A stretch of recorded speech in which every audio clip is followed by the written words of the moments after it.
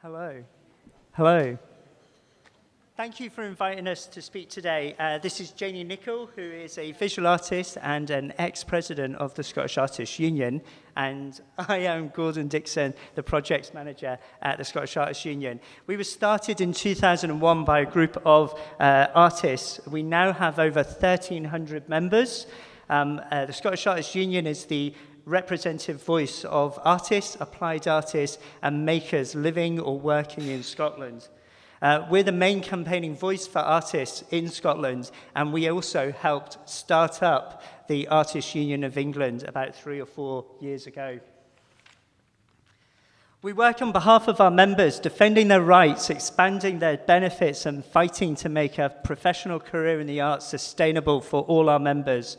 We also offer a comprehensive free learning program, advice and support to all our members. Our members really appreciate the work that we do and the support that we give them. And so this was a message I got a couple of weeks ago. Thank you very much for the Scottish Artists Union. Once again, you kicked the arse of the gallery, so I'm getting paid.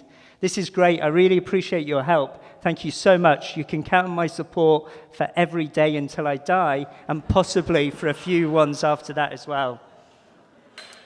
We survey our members every year and ask them about what it's like working and living in Scotland. Last year, we found 4 out of 5 members are self-employed, with none of the safeguards you associate with paid employment, and 80% earn less than £10,000 a year. 79% do not get issued with contracts for paid work, making them vulnerable to exploitative practices, and we're getting funding from the STUC to develop a fair work contract which all our members will be able to use to negotiate better conditions and better pay for their work. 73% work from home. This is because rising costs of studios and access to workshops is really expensive across the country. This particularly affects artists living and working in rural areas. Working from home also limits, for some, the work that they can produce and can put an additional pressure on their home life. Almost half of our members work part-time, so must work in other areas to bring in full-time pay. They find all kinds of work to supplement their income. The lucky ones have work connected to their practice, like teaching, and many can be paid and unpaid carers, parents, and work in the voluntary sector. Throughout our previous surveys, a large number of our members feel that working as an artist is unsustainable. 45% of artists do not believe the sector is healthy and viable for their practice. This raises real concerns about the future of work as an artist in Scotland. Which takes us neatly on to my contribution, which is to talk about In Kind, which was a research project that I undertook with a fellow artist, Ailey Rutherford, during Glasgow International, using Glasgow International as a case study.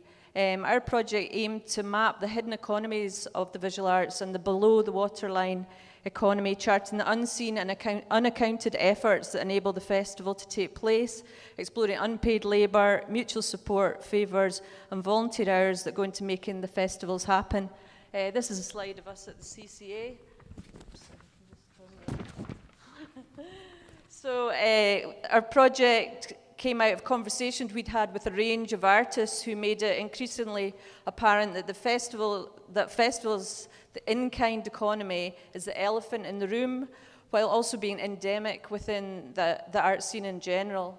Our project challenged the apparently successful arts festival model rolled out across many major cities. So we created a mobile kiosk which was sited at 3 different locations across the city, and we invited artists and art workers to log their unpaid hours and out-of-pocket expenses. We worked in collaboration with Paul Maguire from Glasgow School of Art to create an interactive data visualization, which was on that last slide, which updated in real time throughout the festival.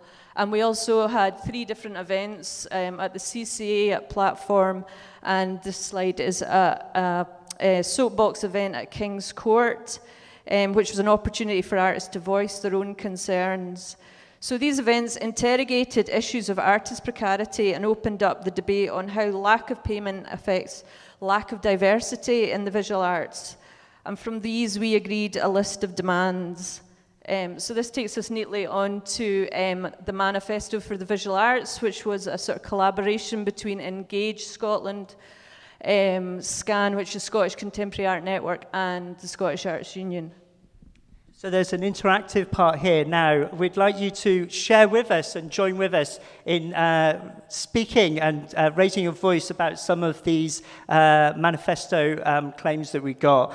We had 19 separate, but this is the first one. So if you'd like to join with us, we believe that art is vital for the health and well-being of individuals and society. Come on, louder. So well done. I want better on the next one. This one was about Brexit and the impact that that's having. We defend the right of art and artists to move freely across borders and defend the freedoms of our international peers and colleagues. That's better. Now really go for it on this last one. If you feel the need to stand to raise your fist, then give it all your heart. That would be amazing. You all look beautiful, and I know you can shout louder. We encourage others to work with us to advance these intentions and navigate these precarious times. Thank you for the opportunity to highlight the unfair, unpaid, discriminatory aspects of working in the sector and sharing actions both the union and individual artists are taking to challenge the future of work in the visual arts. If you're not a member of a union, join one. If you're an artist, join the Scottish Artists Union. Thank you.